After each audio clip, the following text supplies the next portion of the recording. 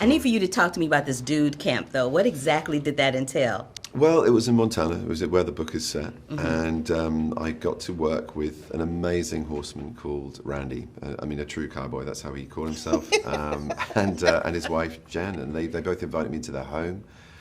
And that alone was a window into a world and a history and an understanding of a past that he almost linked with the same era of this book. He could have been Peter in this novel, my man Randy. And he also took me to these two amazing ranches where I got to experience branding, which is a pretty full-on sensory overload of the reality of ranching. And wow. I got my hands dirty, I did it all. So that was interesting. He was also an incredibly skilled rope maker. He was asked from people around the world to provide rope for them, and was an expert braider, but he also knew how to treat the hide and cut the hide and soak the hide and dry the hide and then braid it into these beautiful, beautiful objects of art that were fully functional ropes for rodeo and horse work.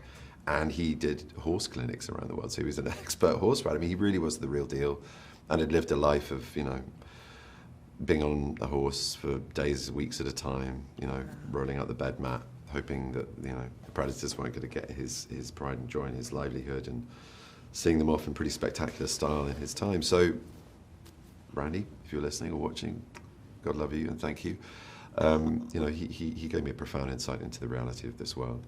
Dude, you gave me a profound insight into the reality of this world, too, because you've got like 3 different movies out this year. You are jamming. You are having a spectacular year. But what I really want to talk to you about is, what do you think makes Phil so spectacularly unnerving? I think he is driven by something which is revealed within the story that makes him so assuredly male and so assuredly confident and all-consumingly dominant that he doesn't take prisoners, and it's just very frightening to be in his space. You never know what inauthenticity he's going to pick up on or challenge.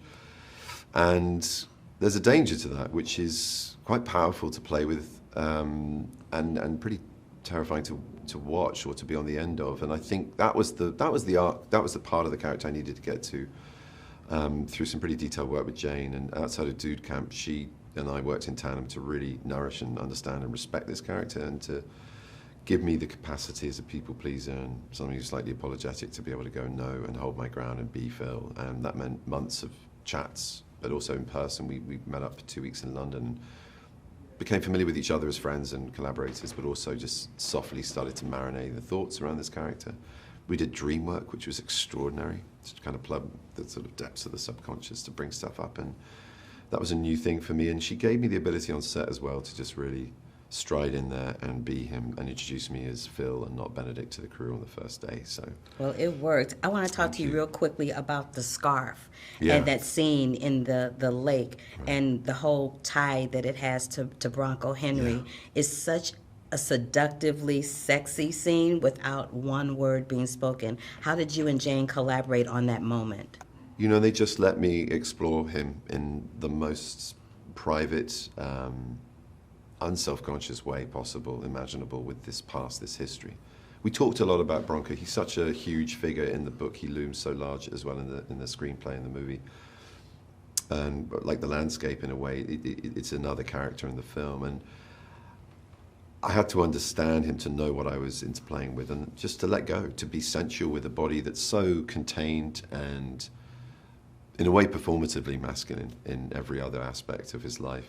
The clothes that never come off, the farm dirt that's never washed, the spurs, the sort of furry satyr-like chaps that he wears, the woolies.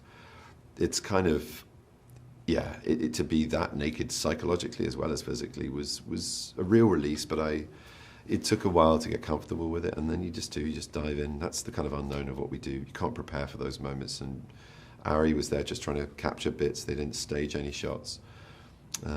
We had a kind of playing area, and I just kind of went for it.